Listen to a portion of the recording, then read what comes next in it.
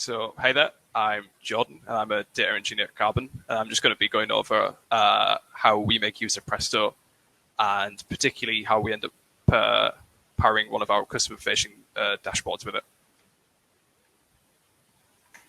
So, to start off with, just going to go over a quick introduction of Carbon and kind of what it is we do, just for a bit of background context to some of the problems we're kind of coming up to related to scaling as we start to grow and get more volume coming through, and why we kind of chose Presto to power the dashboard.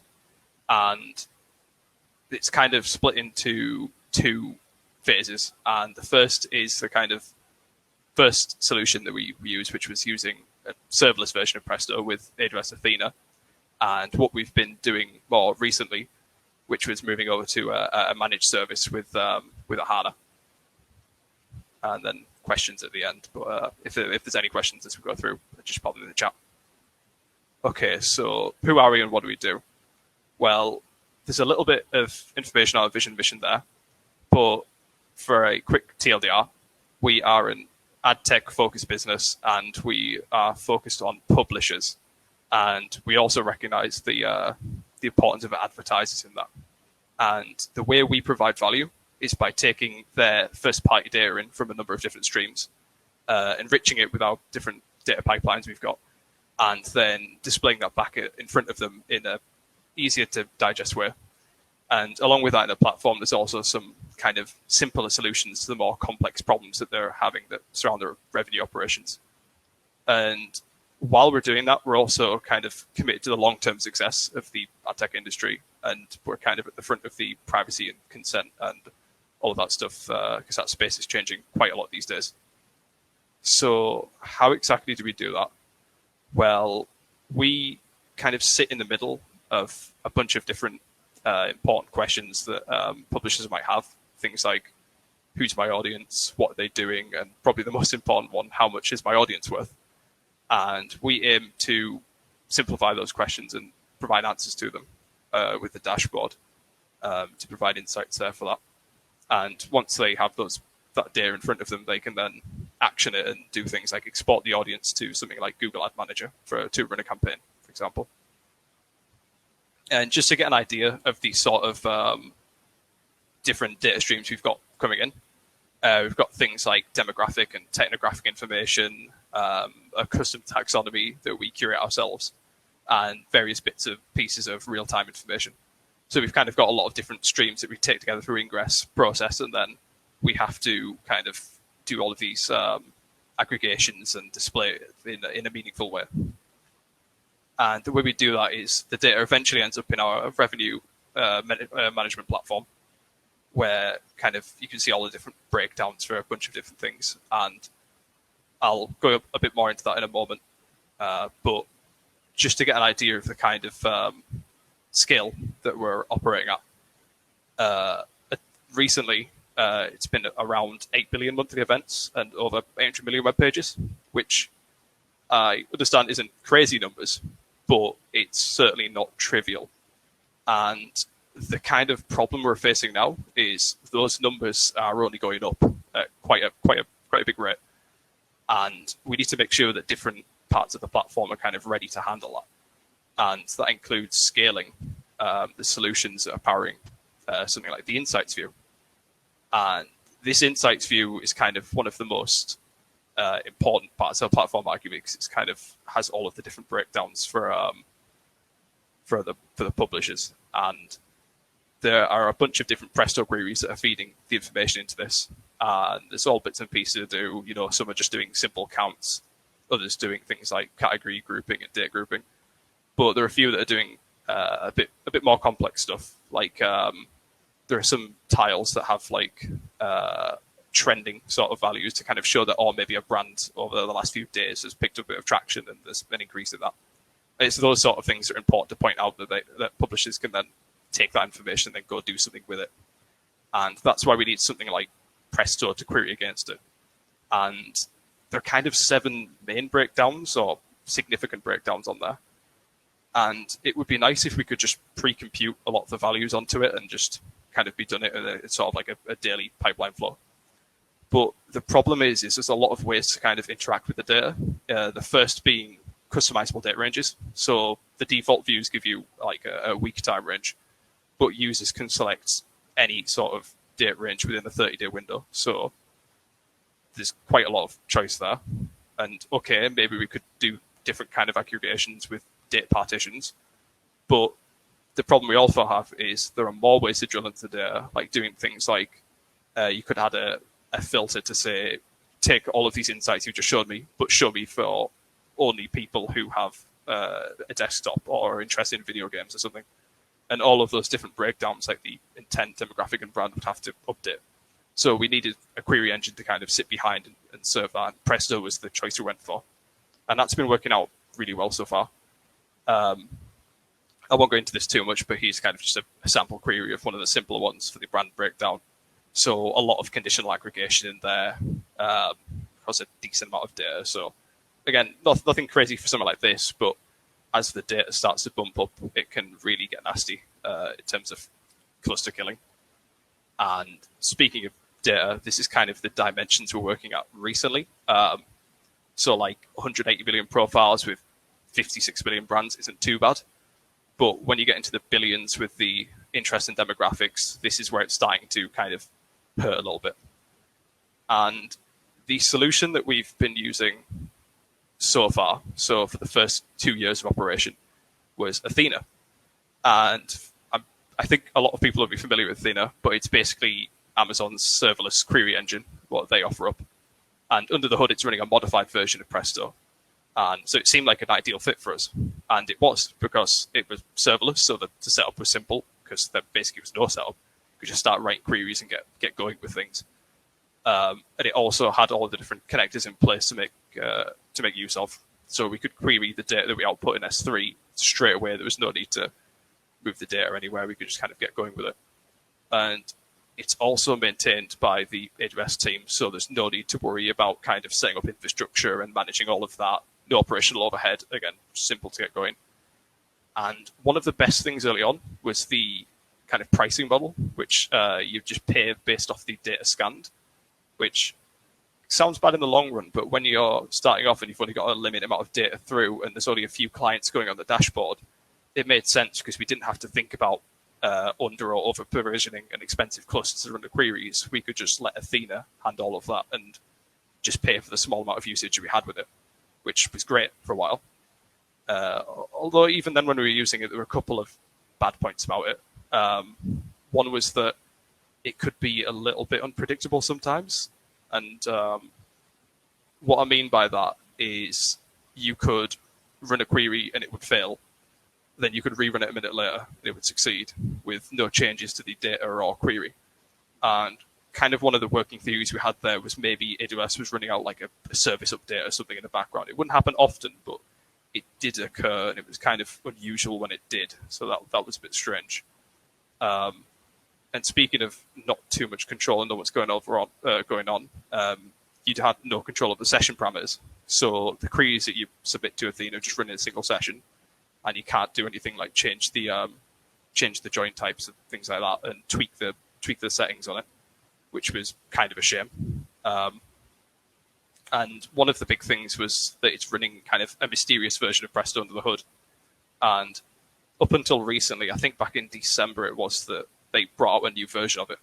But the first version of Athena was running back on Presto 1.7.2, which from the other talks today, you can see there are quite a lot of improvements that go into Presto. I think we're on like nearly 250 now. And kind of Athena was stuck on that older version. And not only that, it was Amazon's modified version of Athena. So what it was they do to it, not entirely sure, but the syntax is ever so slightly different, just annoyingly enough to where copying certain things across won't quite work. So that was a shame, but not a kind of deal killer. But the deal breakers that we did get recently are related more to scaling. And it's that once your query kind of hits a certain size, Athena just won't be able to handle it. It won't really scale past a certain point. And there's no real option to say, oh, can I run this query in like super mode or something to give you, maybe pay more. to get more, but that just isn't an option. At a certain point, queries will just stop running, and their only real advice is to write different queries, which, I mean, yeah, it's good to rewrite your queries, but if the dashboard's starting to die and if we can't really do anything more about that, that's really not ideal. So another big problem is there's only one Athena service that's alive, and it's also shared between other people's AWS accounts, not just yours. So if other people are running a lot of big queries against Athena, then your performance from it can actually suffer as well, which, again, not ideal. And all of this is sat behind a single queue. So if a data scientist wanted to do some ad hoc queries against something that would be taking, I don't know, a long time, doing a bunch of different things, that could end up blocking the dashboard from loading, because those other queries would be sat behind that one. And in the documentation, it mentions a concurrency limit of around 20 for an account, but we saw us hitting the queued status as low as 2 queries, which we weren't too bothered about having high concurrency, but 2 queries at a time was really not working for us. So it led to us looking to a different solution, which was running a Presto cluster ourselves. But what we stumbled upon was Ahana, which would be a managed service for that. So we still kind of got that benefit of the low operational overhead. It was just deploying a CloudFormation template and getting running, and using things like Superset coming built in to do some work with it, which is nice, but without all of the limitations that Athena had. And one of the first things we did was do a bit of benchmarking, because the initial fear was that Athena actually in the background is this super beast of a cluster that's just got an insane amount of compute power that we'd have to pay a ridiculous amount to even try and match. But you can see here in some of the benchmarking that even on smaller clusters, like the 3 times C5 2x large, which is pound an hour cluster, that was actually getting, not too close to the Athena queries, but it was surprising that it was matching it on something like the overview query, the first query there. And as we scaled up the cluster, even by small amounts, we could actually start to get close to Athena level numbers for a lot of the main queries for the dashboard, which was a big surprise at first. We thought it was going to be a lot harder to home in on that Athena performance. And another important thing is being able to control the configuration of the cluster just by changing the node type, so having more smaller nodes versus a few bigger nodes. In our case, it was actually able to improve the performance of some of the queries. So that's something we wouldn't have had any control over with Athena. It was just we had to use whatever Athena's configuration was. Whereas now we have a lot more control of that and kind of fine-tune it to meet our workload. Some of the bigger queries, like categorization demographic with those billions of rows, were still a little bit tougher to home in on. But even then, not as bad as we initially expected. So that was nice to see. But it did lead us to doing a little bit more work to try and optimize things a little bit more. And one of the big things actually was session parameters. And it was surprising at just how much of an impact session parameters could have. So just by doing things like changing the some of the join strategies, actually had a pretty decent impact on performance. And it was around this time we also experimented with doing things like switching to ORC format. And the Ahana cluster also had just a tick box option when you launched it to attach a Hive Metastore. So we also added that to have a look, play around with. And all of those added up to around a 90% improvement across all of the queries, which was really good to see for just changing a couple of different settings that before we had no control over, but now we do. And what we're looking at the moment is kind of a bit more work on right sizing and figuring out what cluster we can get and, to kind of what's suitable for us now that we can fine tune it. We also need to do a bit of stress testing on the concurrency because we've experimented with it and it was definitely better than Athena, but we haven't found the tipping point to where it starts breaking. So excited to kind of give that a try and break things. And another thing we can do now is experiment with using different clusters for different workloads, because before we were kind of stuck on this one Athena queue that served everything. Whereas now we can, if we want to, kind of spin up a couple of different clusters that have different configurations that we've kind of fine-tuned them for. So maybe the categorization demographic query might be suited to a different cluster. Again, we're still trying that at the moment. And as well, just continued query and data optimizations now that we're kind of switched over to this, we have a few more options for that. And so just to kind of sum things up quickly, a few takeaways is that Presto's great. Being able to query data without having to worry about kind of where it is with all the different connectors have made it really easy to get going. And there are a lot of different solutions out there, like Athena and Ahana, to get going fast, which is good for us. Athena is still a really good service. So say if you have like smaller volume workloads that aren't kind of sensitive to that single queue or compute ceiling, I think it's still really good for that. But if those sound like they're going to be a problem, then maybe using something like Ahana to provision a cluster, or even going to your own EC2 instance and setting that up would be kind of like the next step on from that, we think. And yeah, once you have your own cluster, you've got more control over it, and the performance is predictable too. Instead of having to worry about Athena updating the version whenever it feels like, you can kind of have a bit more control on that. So I think that's it. So if there's any other questions, I'll answer them, but I'll be around for a bit. Oh, I saw someone mention about Redshift, and Redshift was, I think we tried that initially. I'll have to find out some numbers for that, but I do think we did have a go at that. So yeah, but yeah, I'll hand it back over now. No worries. You still have a couple of minutes for more Q&A. I mean, thank you for keeping the session on time, and both sharing your very interesting insights on how you thought about this shift. Are you still there? Yep, there we go. Okay, so one more question that came in, like how many Ahana instances are you running, and how does it compare to what you were running on Athena? Yeah, so tell you what, I'll share screens again quickly. There we go. If I go back to that.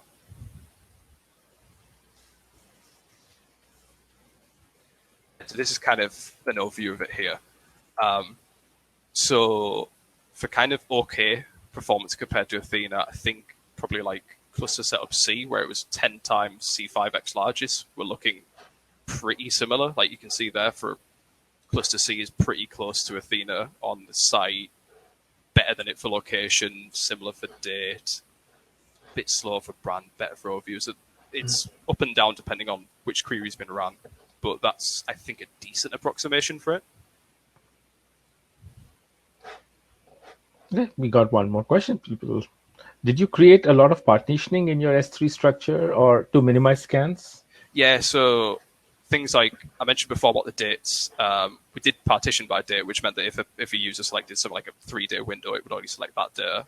And it's also split up by the parents that go on the dashboard. And there's a couple other properties that we have, like related to all of the consent management stuff. There's a partition for whether or not data can be kind of acted upon, like whether or not someone's consented to it. So there's a Boolean for that. So that's another partition we have. That's kind of a delicate balance to get right between, a ridiculous amount of partitions versus extra filter stuff for reducing data scan. But we seem like we've hit a pretty okay spot for that. Okay, I hope that helped answer your question, Nishant. Maybe give it another minute if folks are still thinking. Otherwise, no worries, Jordan. Just hang around, and if you see any questions coming up in the chat window, feel free to answer that. One last question. We have maybe 2 more minutes, so you could take that. How can I get your feedback on the Redshift investigation? I think if you just find me on, I guess, LinkedIn or something might be an easy way to do it. I'm guessing that would be kind of the way to go with something like this. Sure. Okay, that sounds good. So I think looks like people enjoyed the session. Thank you, Jordan. And I take this question maybe offline. I know Slava has a question. Have you tried comparing Athena to BigQuery? I'll get the next set of speakers actually starting up here in a few minutes. The session starts in about 2 minutes. So take it offline, and cool. Thank you once again for being part of PrestoCon Day and sharing your thoughts with us. Right. Cheers.